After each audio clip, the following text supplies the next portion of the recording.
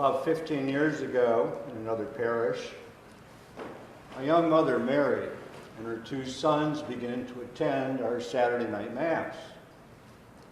Mike was 12, the younger brother, Bobby, was 10. They would come into church, proceed to the front pew in front of the ambo. He would kneel quietly in prayer, but after a few minutes, Bobby would become a bit restless. His mother would try to quiet him, but to no avail. And then Mike would lean over, whisper into Bobby's ear, and he would quiet down. During the Gloria, the Sanctus, the Great Amen, Bobby's responses were always loud, and frequently you couldn't understand what was coming out of his mouth. I was one of the few that could see his face, and when he sang in his own words, the responses to those, what I saw was pure, childlike joy. After a couple of weeks, Mary approached me and asked if Mike could serve Mass. I said sure, and trained Mike up after Mass, and he served the following week. Well, at Mass that following week, Bobby was more restless than usual. He would call out loudly at times, "Where's Mike?" And then when Mike processed in with the priest, "Oh, there's Mike. Hi, Mike," and so on. And then during the Mass, frequently, he would call out, "I want to serve Mass with Mike." Well, I talked to Mary after that Mass and asked her if she wanted Bobby to serve Mass.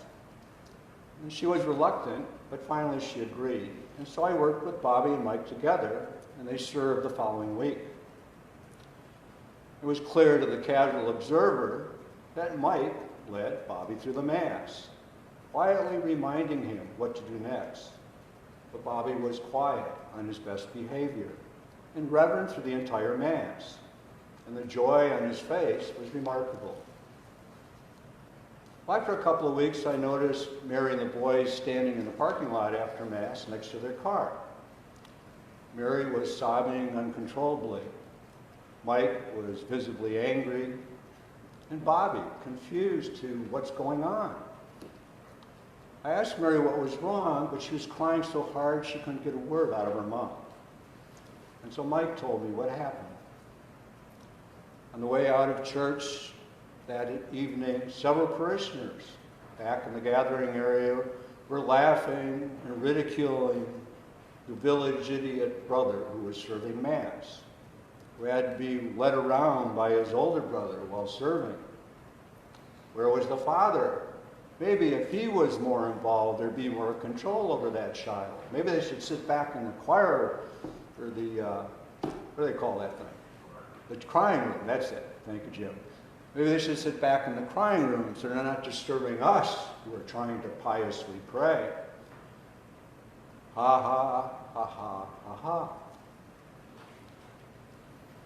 What they didn't know was that Jim, Mary's husband, had been tragically killed in Afghanistan a mere 7 months earlier while serving in the army.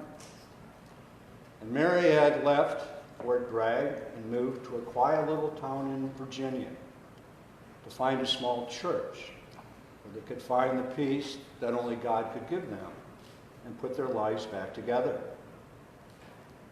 Bobby was autistic, and his brother Mike, not only his brother, but also a father figure, the anchor that Bobby needed in his life after the death of his father.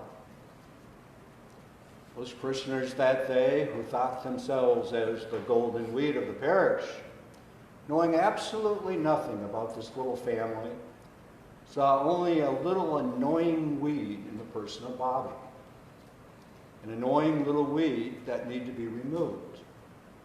And so they judged Bobby, Mary, and Mike, but only saw safety and solace in one place where they should be able to find it, in God's house.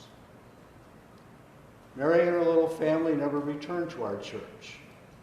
I tried to reach out to her, but her phone number was no longer in service. She's been in my thoughts and prayers for years, and I hope and pray that she's found peace in her life. These precious seeds of faith that God had planted in good soil and had produced these beautiful sheaves of wheat were ripped from the ground to be discarded as weeds by the vicious comments and judgment of a few parishioners, and all in God's house. But how often do we do this? Because of the weeds in our soul, which we would rather not acknowledge. We look for the weeds in others. It's easier to find the splinter in the eye of our neighbor than to remove the log in our own. And today we live in times collectively marked by pride.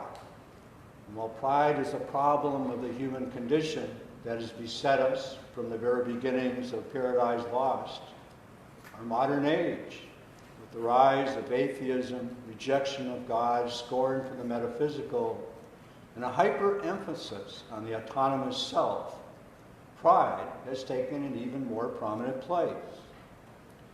Rather than acknowledging our nothingness, our dependence on God, we elevate ourselves to our own little God.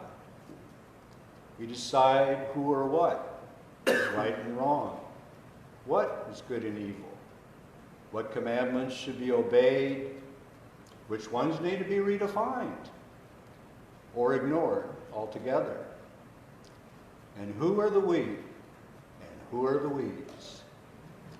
Thank God we have a God of mercy who will judge us on that final day and not judge each other. Jesus spoke the following words to St. Catherine of Siena. I am he who is. You are she who is not.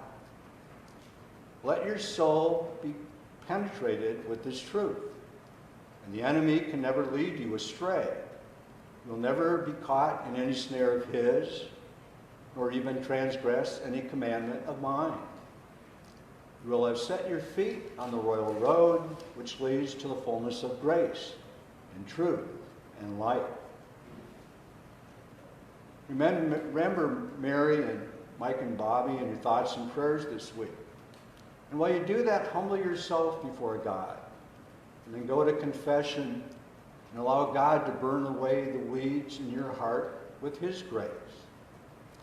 And before you're too quick to judge, always remember that God created each one of us.